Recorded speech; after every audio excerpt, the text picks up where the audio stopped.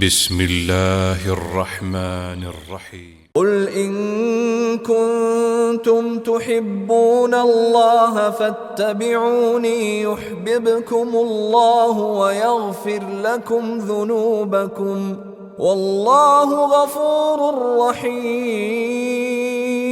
ہمیشہ سنت پر عمل کرنے اور سنت کی دعوت دینے والوں ہی کو سخت آزمایا جاتا ہے، اور سنت کی دعوت اور سنت پر عمل ایک ایسا یہ عمل ہے کہ ساری دنیا ان کے مخالف ہو جاتی ہے۔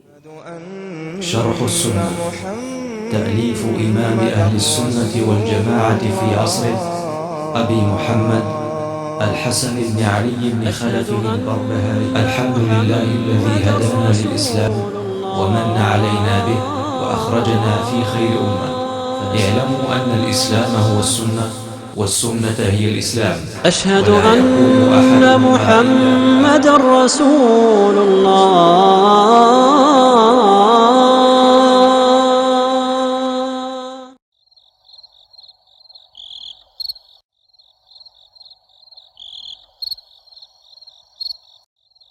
الحمد للہ وکفیٰ وسلام علی عبادہ الذین اصطفیٰ، اما بعد۔ یہ جو حدیث چلی ہے، حدیث بیان ہو رہی تھی کہ شفاعت کا بیان، وَأُوتِيتُ الشَّفَاعَةَ، اس پر چلی تھی بات نا، اُوتِيتُ الشَّفَاعَةَ، اللہ نے مجھے شفاعت دی۔ تو متن تھا والایمان بشفاعت الرسول صلی اللہ علیہ وسلم للمذنبین الخاطئین یوم القیامہ، یہی بات چلی تھی نا۔ اور اس بات پر بھی ایمان رکھنا ہے کہ قیامت کے دن گنہگار نافرمانوں کے حق میں اللہ تعالی رسول اللہ صلی اللہ علیہ وسلم کو شفاعت کا اختیار دے گا، شفاعت کا کی اجازت دے گا۔ بات گزر چکی ہے کہ شفاعت بالاذن، بغیر اذن نہیں، شفاعت بالاذن، یعنی من ذا الذی یشفع عنده الا باذنہ۔ اسی چیز کو یاد رکھیے گا، شفاعت پر ایمان ہے، کتاب و سنت سے ثابت ہے۔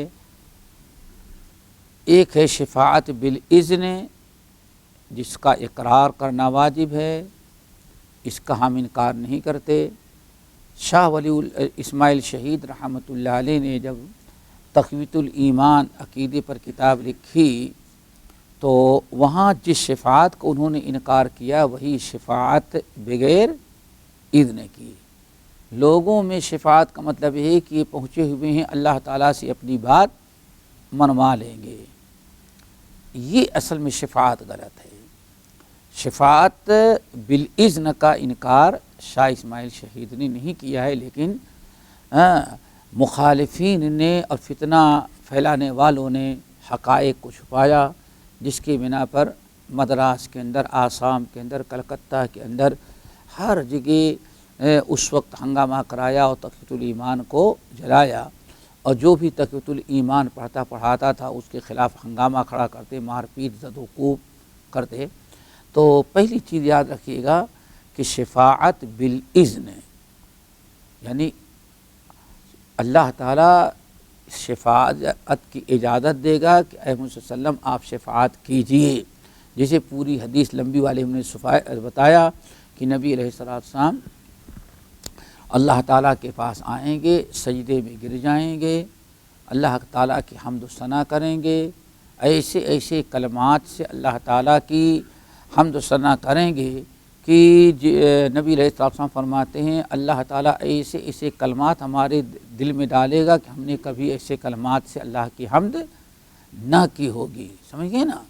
پھر اللہ تعالیٰ فرمائیں گے یا محمد صلی اللہ علیہ وسلم ارفع رأسک، اپنے سر کو اٹھائیے، سل تعطا، آپ کیا مانگتے ہیں مانگیے آپ کو دیا جائے گا، اشفع تشفع، آپ شفاعت کریں تو آپ کی شفاعت قبول کی جائے گی، یہ اجازت ہے۔ اب اس کے بعد نبی علیہ السلام سفارش کریں گے۔ تو شفاعت کی جو 6-7 قسمیں تھیں ان میں سے 3 کا تذکرہ ہو چکا ہے۔ کیوں؟ کہ اس میں کچھ شفاعتیں ایسی ہیں جو صرف نبی علیہ السلام کے ساتھ مخصوص ہیں، اور کچھ شفاعت ایسی ہیں جو نبی علیہ السلام کے ساتھ مخصوص نہیں بلکہ دوسروں کو بھی موقع دیا جائے گا۔ تو وہ شفاعت جو نبی علیہ السلام کے ساتھ ہیں وہ تینوں گزر چکی ہیں۔ نمبر 1 کیا؟ مقام محمود کی۔ نمبر 2 الشفاعت فی استفتاح باب الجنہ، جنت کا دروازہ کھولنے کی۔ اور تیسری شفاعت جو ہے ابو طالب کی۔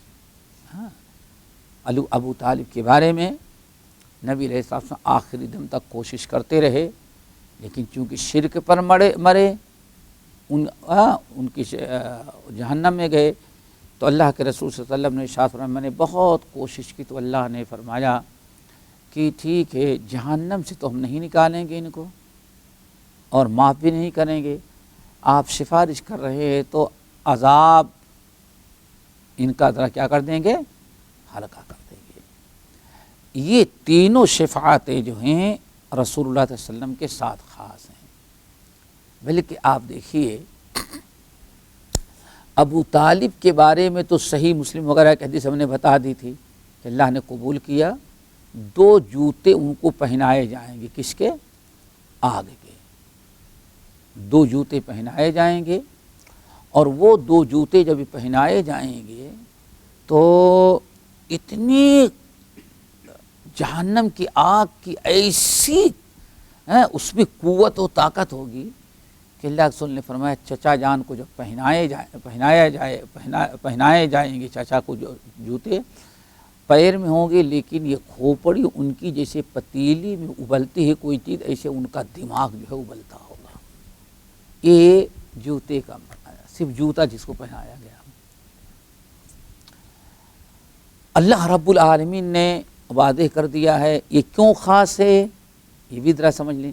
یہ تیسری شفاعت کیوں خاص ہے ابو طالب والی؟ کیوں؟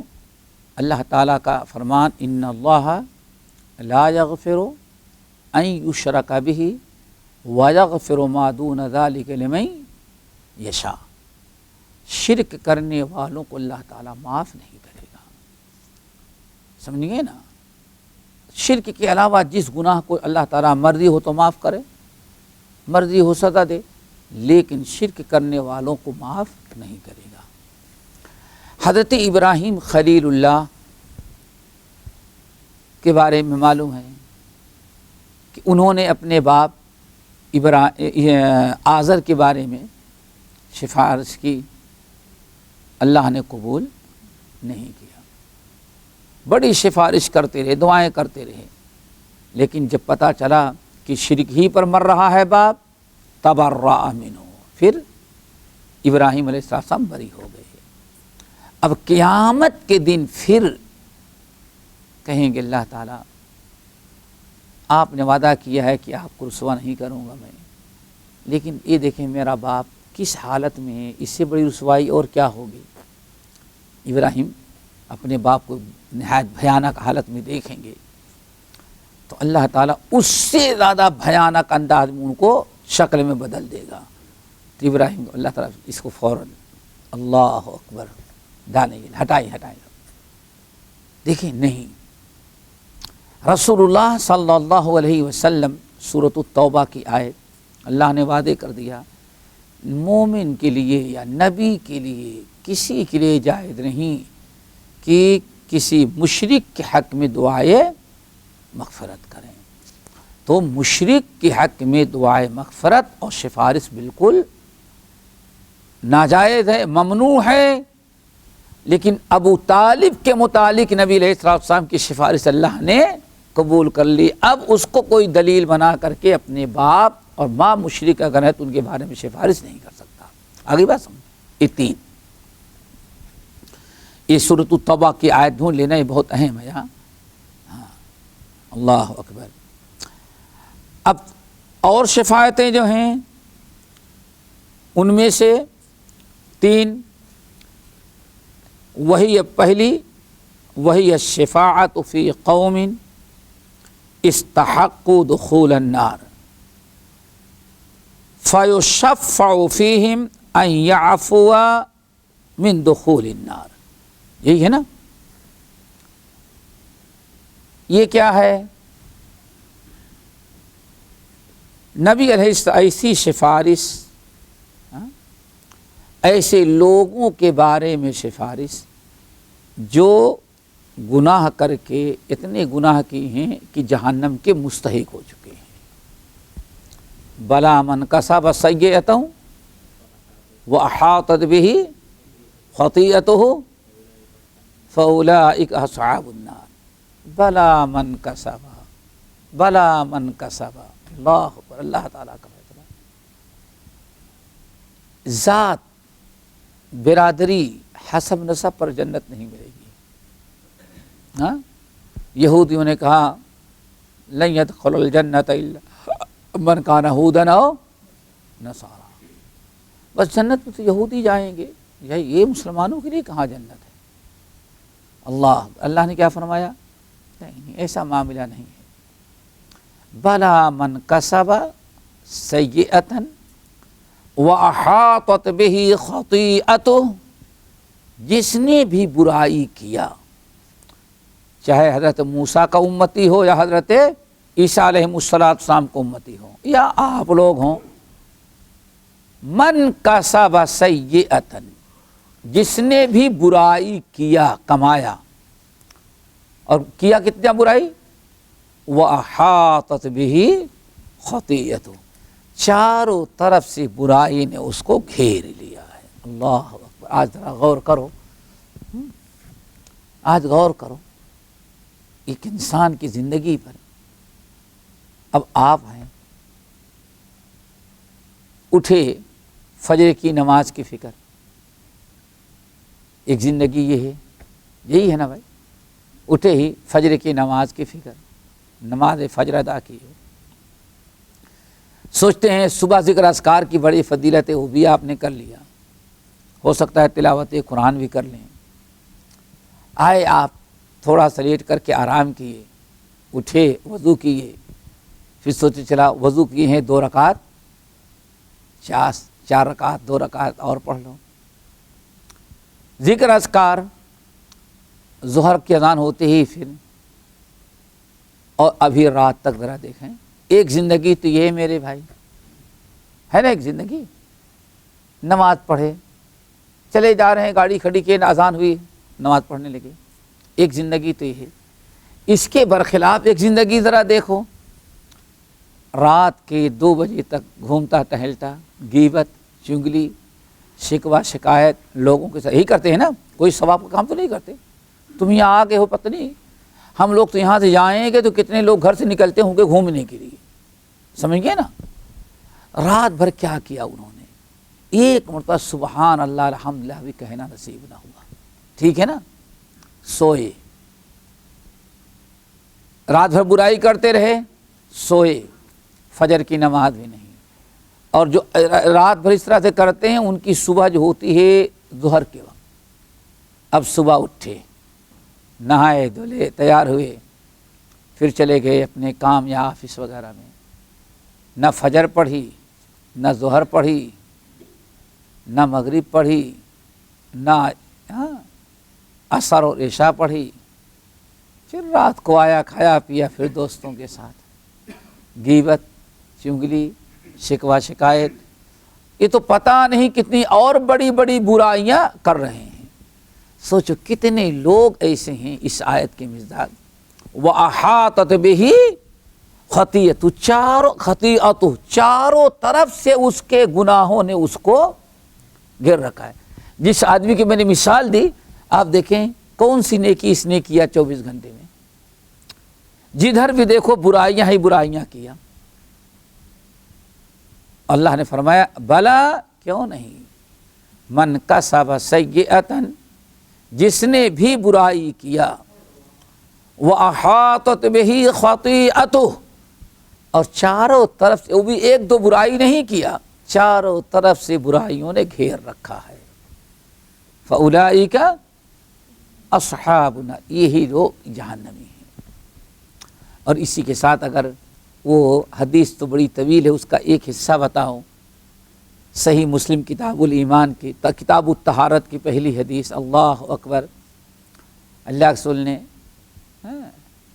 ارشاد فرمایا الطہور شطر الایمان والحمد للہ تملأ الميزان، پوری حدیث پڑھ ڈالو، آخر میں اللہ کے رسول نے فرمایا فَكُلُّ النَّاسِ يَغْدُو، اگر سنو حدیث کا آخری حصہ کیا ہے، فَكُلُّ النَّاسِ يَغْدُو، ہر آدمی تو صبح کرتا ہے، غدن فَكُلُّ النَّاسِ يَغْدُو، ہر انسان جو ہو کیا کرتا ہے، وہ صبح کرتا ہے، اللہ اکبر، فَمُوبِقُ نَفْسَهُ او موبقہ، کہ صبح تو سب لوگ کرتے ہیں، لیکن کتنے لوگ ایسے ہیں جو صبح ہوتی ہے کرتے ہیں اور شام ہوتے ہوتے جنت خرید لیتے ہیں اپنے نفس کو بیچ کر کے، اور کتنے ایسے ہیں صبح اٹھے تو جہنم سے آزاد تھے، لیکن موبقہ، شام ہوتے ہوتے اتنے گناہ اتنی برائیاں کر لیا کہ وہ جہنم کا مستحق بن جاتا ہے۔ اللہ کے رسول صلی اللہ علیہ وسلم ارشاد فرماتے ہیں شفاعت، یہ مصنف شفاعت کی آخری 3 قسمیں بیان کر رہے ہیں۔ پہلی شفاعت اس میں کیا ہے، ایسے لوگوں کے حق میں سفارش کرنا، ایسے لوگوں کے حق میں سفارش کرنا کہ انہوں نے اتنے گناہ کر ڈالے ہیں کہ جتنے گناہوں کی وجہ سے انسان جہنم کا مستحق ہو گیا، جہنم کے مستحق ہو گئے، یعنی فَأَمَّا مَنْ خَفَّتْ فَهُوَ فِي عِيشَةٍ رَاضِيَةٍ فَأَمَّا مَنْ ثَقُلَتْ مَوَازِينُهُ فَهُوَ فِي عِيشَةٍ رَاضِيَةٍ وَأَمَّا مَنْ خَفَّتْ مَوَازِينُهُ فَأُمُّهُ، یعنی نیکیاں کم ہیں اور برائیاں زیادہ ہیں، جہنم کے مستحق ہو گئے ہیں۔ فَيُشَفَّعُ فِيهِمْ، ایسے لوگوں کے حق میں نبی علیہ السلام شفاعت کریں گے کہ اے اللہ معاف کر دے ان کو، اللہ ان کو معاف کر دے۔ لیکن پھر وہی بات، فَيُحَدُّ لِي حَدًّا، کتاب التوحید میں پڑھ چکے، فَيُحَدُّ لِي حَدًّا، اللہ تعالی ہمارے لیے حد متعین کر دے گا کہ ایسے کیٹیگری کیا کہتے ہو، ایسے کیٹیگری کے اور اتنی میں بس اللہ نے کہا ہاں جو لوگ ذرا سا فلاں نیکی میں کوتاہی کر ڈالتے ان کے، اور صرف 500، تو اللہ رسول 501 کو نہیں بخشوائیں گے، کتنا صرف، یہ ہے پہلی سفارش۔ نمبر 2، الشفاعۃ فی اقوام دخلوا النار وعذبوا فیہا، ایسے لوگوں کے حق میں سفارش کہ جہنم میں پہنچ گئے ہیں، اور پہلے لوگ کون تھے، ابھی جہنم میں گئے نہیں تھے۔ بھائی بس نبی علیہ السلام کا اس امت پر احسان، اس حدیث پر ذرا غور کریں، کتنا عجیب سا، کتنا آپ کوشش کرتے ہیں سفارش کی۔ میدان عرفات میں حجۃ الوداع میں بڑی دعائیں مانگی بہت دیر تک، اللہ نے فرمایا فلاں فلاں کو تو نہیں چھوڑیں گے، بڑی دعائیں کی لیکن اللہ نے قبول نہیں کیا۔ اللہ ان کو بھی تو معاف کر دیں، ان کو نہیں معاف کریں گے۔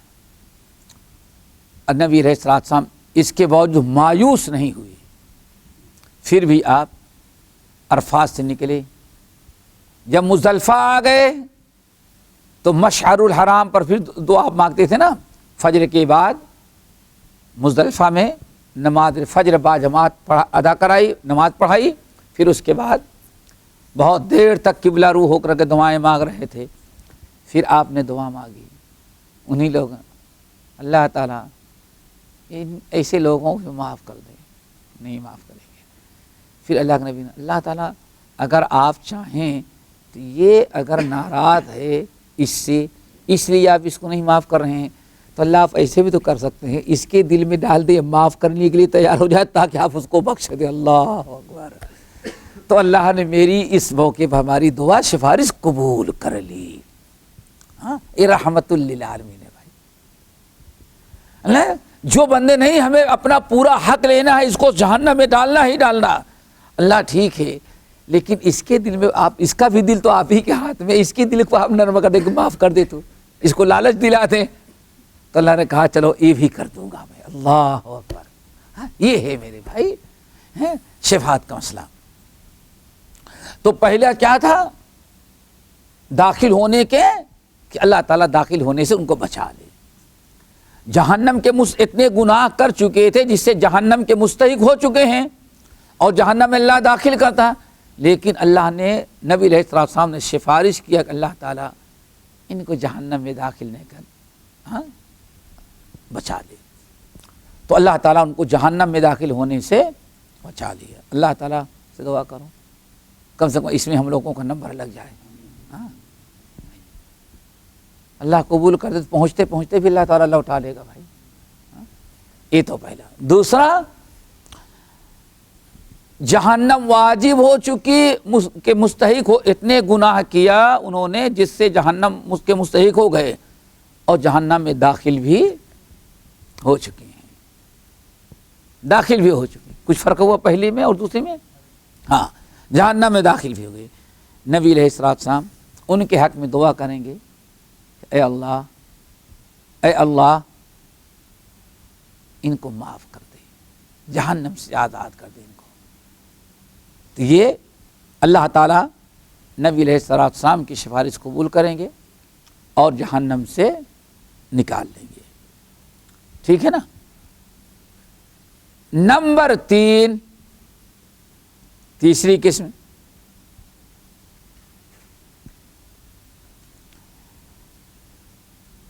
ایسے لوگوں کے حق میں سفارش جن کی نیکیاں اور برائیاں دونوں برابر ہیں۔ کیوں؟ جنت میں جانے کے لیے فَأَمَّا مَنْ ثَقُلَتْ مَوَازِينُهُ، جس کی نیکیوں کا پلہ بھاری اور برائیوں کا ہلکا، وہ کہاں گیا؟ جنت میں۔ اور جس نمبر 2، جس کی برائیاں وَأَمَّا مَنْ خَفَّتْ، جس کی نیکیوں کا پلہ بھاری ہو گیا، برائیوں کا پلہ بھاری ہو گیا، نیکیوں کا پلہ ہلکا ہو گیا، ایسے ہو گیا، فَأُمُّهُ ہاویہ، کہاں گیا وہ؟ جہنم۔ لیکن کچھ ایسے ہیں بیلنس بالکل برابر ہے، جتنی نیکیاں اتنی برائیاں، کوئی غالب نہیں ایک دوسرے پر، ایسے بھی لوگ ہوں گے۔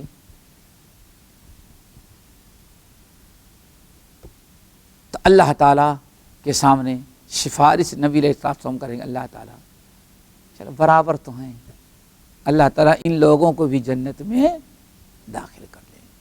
یہ 3 ہو گئی، ٹوٹل کتنی ہو گئی؟ 6۔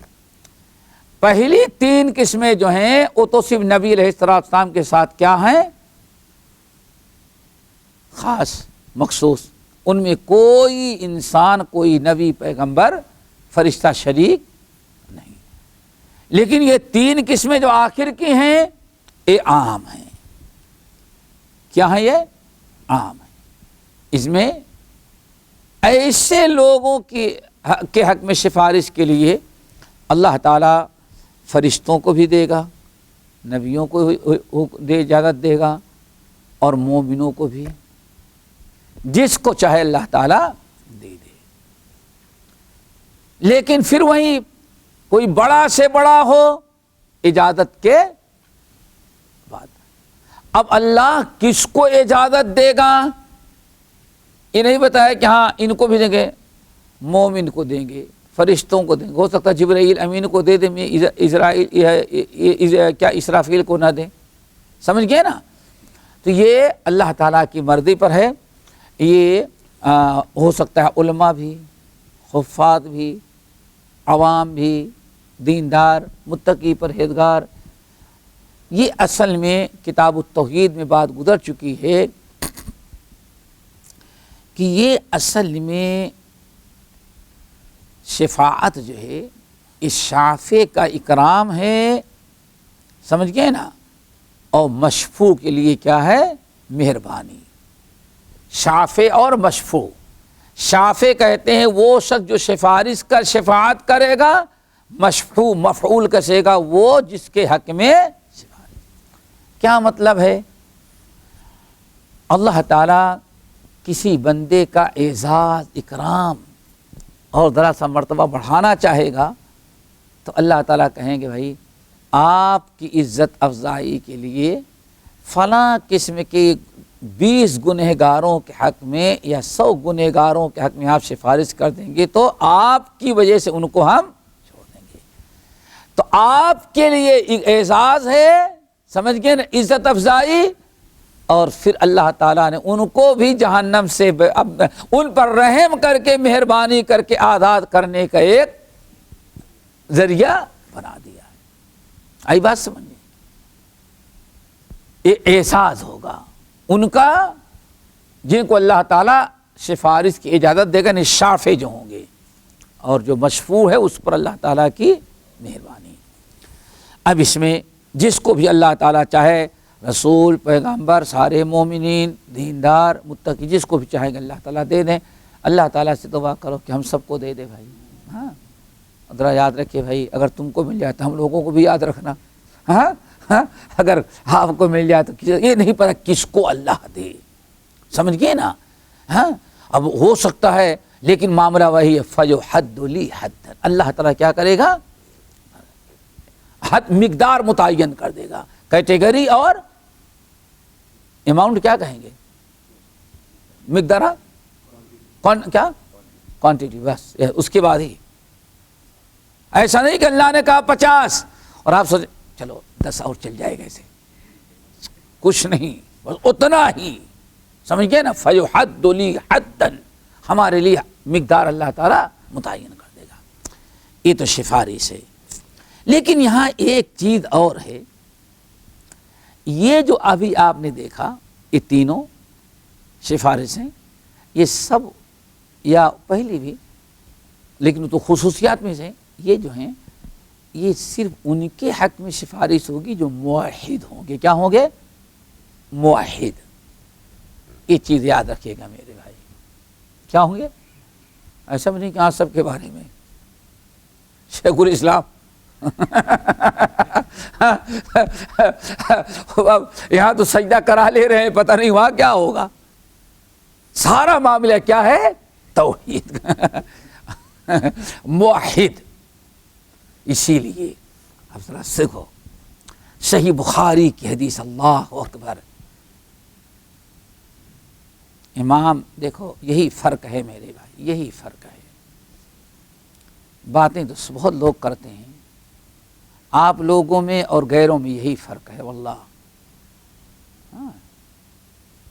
امام عبد الغنی بن عبد الواحد المقدسی رحمۃ اللہ علیہ، جن کی وفات 600 ہجری میں ہوئی، پوری 600 ہجری۔ کیا نام ہے؟ عبد الغنی بن عبد الواحد المقدسی، اللہ اکبر۔ یہ منہج سلف پر چلنے والے تھے، کتاب و سنت پر۔ اسی لیے چونکہ ابھی یہ 4 مذہب جو بنے ہوئے تھے وہ سب ابھی وہی نئے بنے ہوئے تھے نا، یعنی تقریباً 34 صدی ہجری کے آخر سے شروع ہوا، اور 665 میں باقاعدہ سرکاری طور پر مصر کے اندر مصر کی حکومت نے 4 قاضی مقرر کر کے بالکل ٹھپا لگا دیا کہ ہاں یہ 4 مذہب ہیں، یعنی اللہ اکبر۔ پھر 9ویں صدی ہجری کے آخر میں بچا کھچا جو معاملہ تھا، چراکشا کا بدماش جو تھا بادشاہ، کیا اس نے خانہ کعبہ میں 4 مصلی بنا دیا اور پکا کر دیا، ماشاءاللہ کوئی بات ہی نہیں رہ گئی۔ اب تو یہی رہی کس امام کی جھنڈے تلے قیامت کے دن اٹھو گے، تو سارا مسئلہ ہو گیا۔ عبد الغنی بن عبد الواحد المقدسی رحمۃ اللہ علیہ کو بہت تکلیف دی گئی، بہت ستایا، کتنی مرتبہ قتل کا فیصلہ ہوا، قتل کرنے کے لیے لوگ آئے، گرفتار کیے گئے، جیل میں ڈالے گئے، ملک بدر کر دیے گئے۔ تفصیل بیان کی جائے تو رونگٹے کھڑے ہو جاتے ہیں۔ توحید کی دعوت دینے والوں کو اس قدر ستایا جاتا ہے دنیا کے اندر۔ آخر میں جب کہیں بس نہ چلا ان کا، سمجھ گئے نا، تو جو بادشاہ تھا اس بادشاہ کے اوپر ان لوگوں نے جا کر کے چڑھائی کی اور کہا کہ اس شخص سے کو گرفتار کرائیں، اور اس سے بڑا فساد پھیل رہا ہے، یہ بہت بڑا کافر ہے۔ بادشاہ جو تھا بیچارہ اس نے طلب کیا، سمجھ گئے نا، طلب کیا، بتا رہا تھا کہ بھئی باتیں تو سب کرتے ہیں، باتیں سب کرتے ہیں، بہت لمبے لمبے چوڑے سارے ہوتے ہیں، اور لیکن مسئلہ کیا ہے، کچھ باتیں ایسی ہیں کہنے والوں میں فرق ہوتا ہے، تھوڑا سا کہنے والوں میں فرق ہوتا ہے۔ یہاں ابھی امارات میں رمضان اور بقرعید کے درمیان ایک بہت بڑے تاجر کا انتقال ہوا، بہت بڑے مشہور تاجر کا۔ تو الکوس قبرستان میں چونکہ بڑے آدمی تھے، ہند و پاک کے بہت سارے علماء یہ سب لوگ رہے، تو اس جنازے میں بامبے سے، کویت سے، قطر سے، سعودیہ سے وہ سارے لوگ آئے ہوئے تھے۔ اللہ اکبر۔ تو دفنانے کے بعد کچھ مولوی تو بس جو رسمی تھے فاتحہ پڑھے اور نکل گئے، کچھ نے اپنی دعائیں دے چلے گئے، ہمیں سے ایک دور کھڑے ہوئے تھے۔ تو بات آخر میں کچھ علماء نے یہ کہا، بتایا ان کو کہ بھائی ایسا کریں، اب آپ چلیں، یہ کھانے پینے کا انتظام کریں، اور برادری آ کر کے سب بیٹھے گی، جیسے ہم خیمہ وغیرہ لگتا ہے نا، تو یہ بعض علاقوں میں ہے کہ جس کے ہاں میت ہوتی ہے اس کے ہاں دیگ بھی چڑھنا چاہیے، 3 دن تک باقاعدہ دیگ چڑھا رہے گا، باورچی آئے گا، کھانا پینے کا سب انتظام وہاں، تو پورا انتظام، ہاں چلو بھائی وہاں کرو، ایک بیٹا وہاں جائے، دوسرا یہاں جائے، سب پورا انتظام کھانے پینے کا بڑا۔ تو ایک آیا تھا، کہا کہ ارے مولانا ظفر سے پوچھو پہلے، تو میں نے کہا بھائی صحیح بخاری کی حدیث سے صحابہ کہتے ہیں میت کو دفنا دینے کے بعد میت کے گھر میں اکٹھا ہونا ہم لوگ نوحہ سمجھتے تھے۔ کیا سمجھتے تھے؟ نوحہ۔ کیا سمجھتے ہیں؟ نوحہ۔ اب میں نے کہا یہ شرعاً جائز نہیں ہے، بلکہ کام یہ ہے کہ دوسرے لوگ کھانا پکائیں اور ان کے ہاں 3 دن تک کھانا بھیجیں، یہ ہے سنت۔ سنا دیا ہم نے، ایسے تھا، ہمیں کیا خبر کہ پیچھے کیا ان کی جیسے کھچڑی پک چکی ہے ان لوگوں کی، میں تو کنارے ہو گیا۔ پھر دوسرے دن بات کھلی، بھائی سارے فرقے کے مولانا جو ہیں وہ چلتا بھی ہے، نہیں بھی چلے گا، کرو بھی تو چلے جائے گا، کر لو بھی تو کیا حرج ہے۔ صرف ایک مولانا ہے اہل حدیث کا جو ٹھوک کر کے کہتا ہے، سمجھ گئے نا، اس کے ہاں یہ نہیں کہ یہ بھی چلے گا، وہ کیا حرج ہے، سمجھ گئے نا۔ مولانا ظفر نے صاف صاف حدیث سنا دیا، ایسا مولانا، یہی اسی لیے تو ان کی بات مانی۔ اللہ اکبر۔ میں نے اللہ کا شکر ادا کیا کہ غیروں کی نگاہ میں بھی کتاب و سنت ٹھونک کر کے بیان کر دیا جائے، لا یخافون لومۃ لائم کے تحت، تو سب کو اچھا لگتا ہے۔ صرف جن کو یہ بھرنا رہتا ہے اس وقت وہ بڑا خسارہ ہو گیا، اس مولوی کے بعد سے نقصان ہمارا ہو گیا، اور پکوانے والا سودا چھٹی مل گئی، سمجھ گئے نا۔ تو میرے بھائی بات اصل یہ ہے کہ کتاب و سنت پر چلنا جو ہے، اور اس پر چلنے والوں کے اندر یہ دوگلی پالیسی نہیں ہوتی۔ لا یخافون لومۃ لائم، کوئی خوش رہے یا ناراض، جو حق ہے اس کو بیان کرو۔ عبد الغنی بن عبد الواحد مقدسی رحمۃ اللہ علیہ کو اتنی تکلیف دینے کے باوجود جہاں سزائے موت کا فیصلہ ہو رہا ہے، آخر میں سارے علماء نے، علماء سنت اکٹھا ہو کر کے کہا کہ عقیدہ اس کو دیکھو کتنا برا ہے. قاضی نے کہا بات تم لوگ کرتے صحیح کرتے ہیں. تو کہا نہیں، اس سے لکھ کر کے دیں، لکھ کر کے اس کا عقیدہ. اللہ اکبر.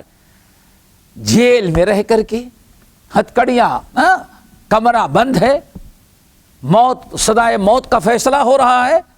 فوری طور پر انہوں نے لیا، کاغذ منگایا اور لکھا اقول کذا لآیت القرآن کذا و کذا واقول کذا لسنت رسول صلی اللہ علیہ وسلم کذا و کذا اقول کذا لسنت. اللہ اکبر.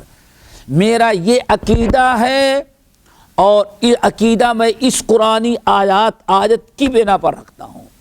میرا یہ مسلک ہے اور یہ فتویٰ ہے اور یہ فتویٰ نبی کی اس حدیث کی بنا پر میں دیتا ہوں. اللہ اکبر. ایسے سارے مسائل اللہ رب العالمین کا کرم ذرا دیکھو، ایک بات بغیر دلیل کے نہیں. اقول کذا لکتاب اللہ کذا و کذا اقول کذا لآیت القرآن کذا و کذا اقول کذا لحدیث نبی کذا و کذا. سارے لوگ سوچ رہے ہیں جہاں پاک شد، سمجھتے ہو نا، یعنی کل سزائے موت اور یہ ہمارا ملک جو ہے پاک ہو جائے گا ایسے انسان سے. جب بادشاہ نے وہ لیٹر پڑھا، کوئی دو بات نہیں، لکھ دیا موت اور حیات کا فیصلہ اللہ کرنے والا ہے، لیکن میں اس عقیدے پر مرنا بھی فخر سمجھتا ہوں، خوش نصیبی سمجھتا ہوں. آپ نے پوچھا کہ عقیدہ کیا ہے، تو یہ ہے اقول کذا لآیت القرآن کذا. سمجھ گئے نہیں؟ میرا یہ عقیدہ ہے اور اس کی دلیل کیوں؟ قرآن کی آیت ہے. بادشاہ پڑھا اور سارے سزائیں ایک کینسل کر دیا. اب سارے لوگ باہر انتظار کر رہے ہیں کہ تو صبح اس کو سولی پر لٹکایا جائے گا، اور وہاں معاملہ بالکل صاف. دیکھ رہے ہیں سزائے موت کے لیے ان کو آزاد ہو کے گھر بھیجا جا رہا. آزاد. یہ کیا ہو گیا؟ یہ کیا ہوا؟ سارے لوگوں نے چڑھائی کیا بادشاہ کے دربار میں. اس نے کہا اس اقول فی ھذا، ارے بیوقوفو، تم سے پوچھا جائے یہ ہے، ارے تو یہ باپ دادا نے کیا، ہم اس کو کس طرح سے سزا دیں، کس طرح سے جیل میں رکھیں، ہم کیسے اس کو سزائے موت دیں جو ہر بات میں لکھتا ہے اقول کذا لآیت القرآن کذا و کذا اقول کذا لحدیث نبی صلی اللہ علیہ وسلم کذا و کذا.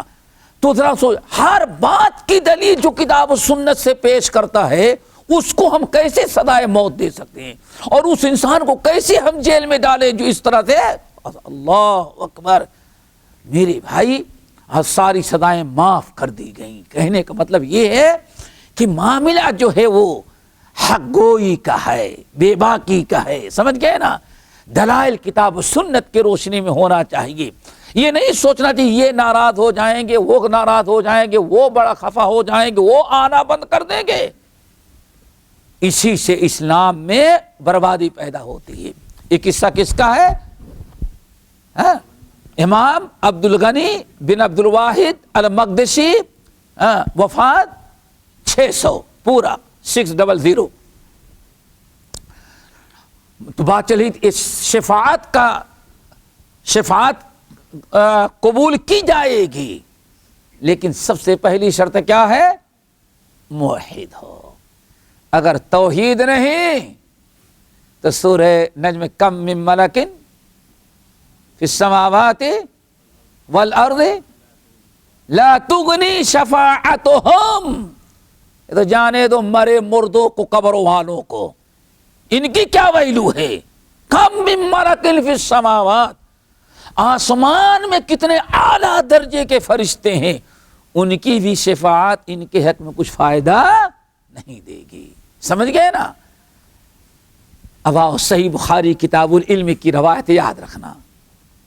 حدیث کے راوی ہیں ابو ہریرہ رضی اللہ تعالی عنہ. سمجھ گئے نا؟ ارے بڑی مشہور حدیث کتاب العلم کی ہے. حضرت ابو ہریرہ رضی اللہ تعالیٰ عنہ کہتے ہیں کہ ایک دن رسول اللہ صلی اللہ علیہ وسلم سے پوچھا گیا یا رسول اللہ من اسعد الناس بشفاعتک یوم القیامہ، قیامت کے دن آپ کس کے حق میں سفارش کریں گے؟ آپ کی شفاعت کا سب سے زیادہ مستحق کون ہوگا؟ کون خوش نصیب ہے جس کی آپ سفارش کریں گے؟ آپ نے فرمایا ابو ہریرہ لقد ظننت یا ابا ہریرہ الا یسألنی عن هذا الحدیث احد اول منک۔ ابو ہریرہ مجھے پہلے سے سمجھو یقین تھا کہ یہ سوال تم سے پہلے، اس حدیث کے بارے میں ہم سے تم سے پہلے کوئی سوال ہے، تم ہی پوچھو گے۔ کیوں؟ لما رأیت من حرصک علی الحدیث، علی الحدیث۔ دیکھو اللہ کے رسول نے حدیث کو حدیث بھی کہا اور حدیث کو کیا کہا؟ سنت بھی کہا۔ کیا کہا؟ سنت بھی کہا۔ اس لیے تمام علماء اور فقہا کے نزدیک یاد رکھنا، حدیث، خبر، سنت، اثر، یہ سب ایک چیز کے نام ہے۔ نبی علیہ السلام کے قول اور فعل کو، آپ کے تقاریر کو حدیث بھی کہا جاتا ہے، سنت بھی کہا جاتا ہے، اسی کو اثر بھی کہا جاتا ہے اور اسی کو خبر بھی، سمجھ گئے نا؟ یہ تو اہل سنت والجماعت کے نزدیک۔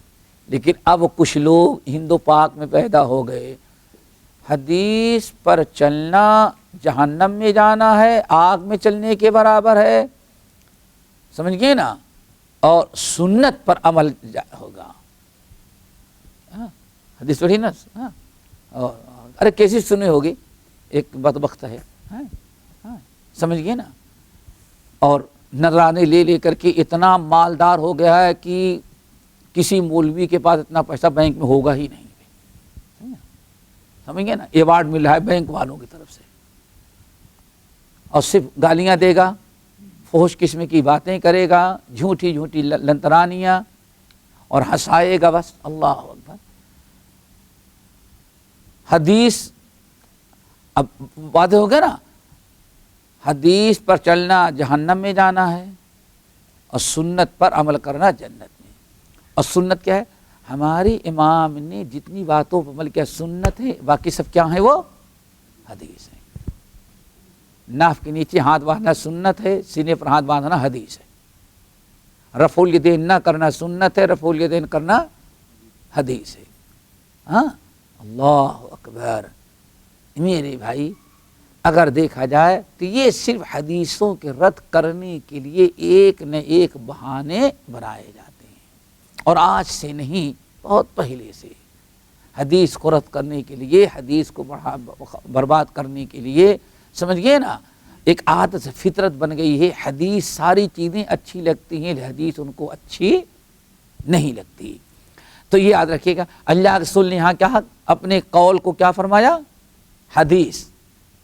ترکت فیکم امرین لن تضلوا ما تمسکتم بہما، کتاب اللہ ہوا۔ پتہ چلا اللہ کے رسول نے اسی کو حدیث بھی کہا، اسی کو کیا کہا ہے؟ سنت بھی کہا، سمجھ گئے نا؟ ہمیں اس بات کا یقین تھا، میں نے تم کو حدیث پر حریص، کیا علم کے لیے حریص ہونا بہت ہی ضروری ہے، سمجھ گئے نا؟ حریص جانتے ہو نا؟ حرص، لالچ، کتنا زیادہ حاصل کر لیں، یہ اس کو حرص، منہومان الی حسبان کہتا ہے۔ اللہ کے رسول نے فرمایا مجھے یقین تھا کہ تم سے پہلے کوئی حدیث ہم سے نہیں پوچھے گا۔ اور بعض روایتوں میں تو آیا ہے اصل میں ان کو حرص بھی کیسے کہتے ہیں، میں حدیث سنتا تھا بھول جاتا تھا، تو ایک دن میں نے کہا یا رسول اللہ، حدیثوں کا بڑا شوق ہے یاد رکھ کرنے کا، آپ کی مجلس میں آتا ہوں صبح سے شام تک کی حدیثیں خوب یاد کر لوں، لیکن بھول جاتا ہوں۔ آنے پر بھول جاتے ہو؟ ہاں، اچھا ایسا کرو، اپنا چادر بچھاؤ اپنا چادر۔ کہتے ہیں میرا چادر تھا، بچھا دیا، پھر اللہ کے رسول نے ایسے کیا، لو لو، پھر تیسرے مرتبہ ایسے لیا، کہا لو، نہ یہاں کچھ نظر آیا نہ وہاں کچھ نظر آیا، صرف چادر بھی کیا آنے پر ضم الی صدری، اس کو اٹھاؤ اپنے سینے سے لگا لو، جاؤ۔ کہتے ہیں یہی ہمارے قوت حافظہ کا سبب بنا۔ کہتے ہیں اللہ کے رسول کا حکم، ہم تو اللہ کے رسول کچھ دیا آپ نے کیا جو نظر آیا، کیا ہم تو قریتے نا، اور کہیں سائنسداں ہوتا تو اور سوچتا کہ ریسرچ کریں کہ اس کے لیے کیا لیبورٹری بھیجو اس کو، ہاں؟ وہاں معاملہ صرف تھا سمعنا واطعنا، اللہ سبحانہ سینے میں سے لگا لو۔ کہتے اللہ کے رسول کا حکم ہوا، ہم نے سینے سے لگا لیا۔ کہتے ہیں اللہ کی قسم سینے سے فما نسیت بعدہ شیئا، پھر زندگی میں کبھی میں بھولا ہی نہیں۔ یہ حرص تھی۔ آن فرمایا یا ابا ہریرہ لقد ظننت انک الا یسألنی احد اول منک عن ھذا الحدیث او کما قال علیہ السلام، مجھے پہلے سے یقین تھا کہ یہ حدیث تم ہی ہم سے پوچھو گے، تم سے پہلے کوئی نہیں پوچھے گا۔ سن لو، اسعد الناس بشفاعتی یوم القیامہ، اسعد الناس بشفاعتی یوم القیامہ، میری شفاعت کے مستحق قیامت کے دن سب سے زیادہ وہ ہوں گے من قال لا الہ الا اللہ، من قال، بس کام تو بن گیا بھائی، او ماشاء اللہ کام تو بن گیا۔ ایک نوجوان تھا، ہاں نوجوان تھا، اس کو کسی نے سے سنا دیا کہ اگر کسی نے لا الہ الا اللہ، ہاں اگر اس نے 70 مرتبہ پڑھ لیا تو بس جس کو چاہے وہ بخش دے، اللہ تعالیٰ کے ہاں ماں بس ختم، جنت میں پہنچ گیا۔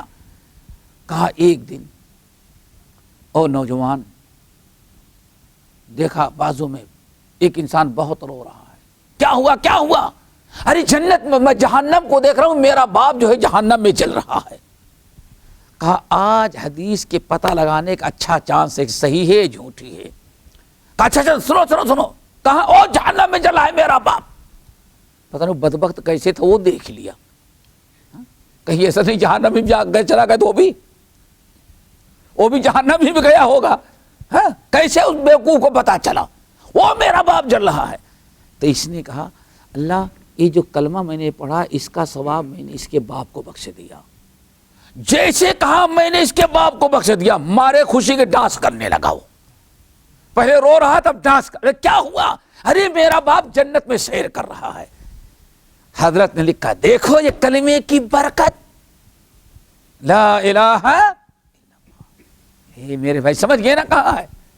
سوچو، یہ اس کا نام ہے فضائل اعمال، یعنی ایسی باتیں بیان کرو جس میں عمل سے شوق پیدا ہو، گرچہ جھوٹ ہی بولنا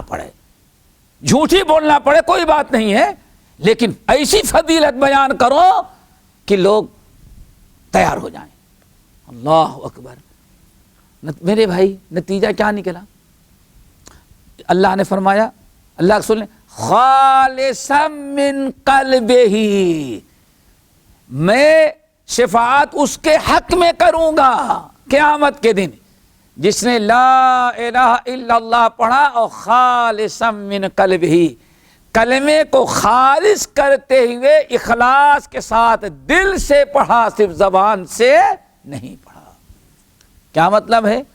شرک سے اگر ذرہ برابر ملاوٹ ہے، 14 قطرے پانی کے ایک قطرہ شراب ڈال دیا تو کوئی بات نہیں، پاک رہے گا۔ ہاں سمجھ گئے نا؟ آپ تو کام چلا لیں گے لیکن اللہ کے ہاں نہیں چلتا۔ 1% بھی اگر توحید میں شرک آ گیا تو بخشش ناممکن ہے۔ فاعبد اللہ مخلصین لہ الدین حنفاء غیر نہیں غیر مشرکین بھی نہیں ہے، غیر مشرکین بھی، اللہ تعالیٰ کو مانو اللہ تعالیٰ کے ساتھ شرک سے بچتے ہوئے، غیر مشرکین بھی، اللہ تعالیٰ کے ساتھ ایسے کلمہ بھی پڑھو اس کے ساتھ شرک بھی کرو۔ تو اللہ کے رسول نے فرمایا اسعد الناس بشفاعتی یوم القیامت من قال لا الہ الا اللہ خالصا من قلبہ یا او نفسہ۔ روایت کیا اس کو امام بخاری رحمۃ اللہ علیہ نے کتاب العلم کے اندر، کتاب العلم کے اندر نقل کیا ہے۔ اللہ اکبر۔ یہاں اس حدیث کو اسے دلیل کے طور پر کہ جو شفاعت کا جو مشفوع جو ہوگا شرط کیا ہے؟ مشفوع لہو، اس کے اندر شرک نہ پایا جائے، اس لیے کیا ہے؟ اللہ اکبر،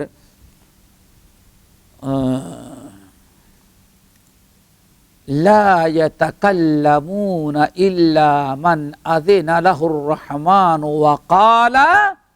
وقال صوابا ورضي له قولا، سورۃ طٰہٰ کے اندر ہے۔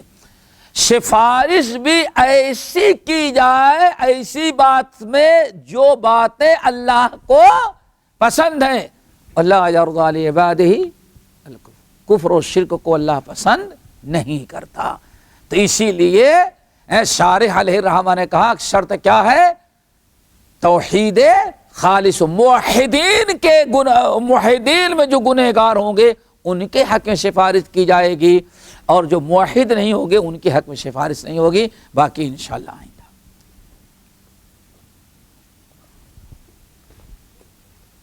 أشهد أن محمد رسول الله